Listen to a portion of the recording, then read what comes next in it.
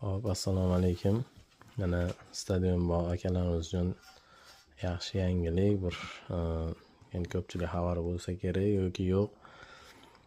Xullas, stadionda teshilgan yoki haligi bunaqa choklari ochilgan to'plarni tashlab yuborishga shoshilmaymiz. Chunki buni qayta remont qilsa bo'ladi bemalol. Xudo xolasa, bunga mos kamerlar bor. O'sha agar kamera chatoq bo'lgan bo'lsa, kamerani almashtirib yana ichiga solib, shu holatda yana qaytadan tikib qo'ysa bo'ladi. Yana bemalol 1-2 oy o'ynatsa bo'ladi.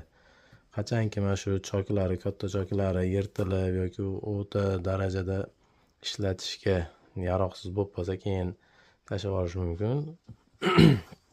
Lekin to'plarni qayta yamab, o'sha tikib to'g'irlash, o'shani to'g'irlab ishlatsa bemalol bo'ladi.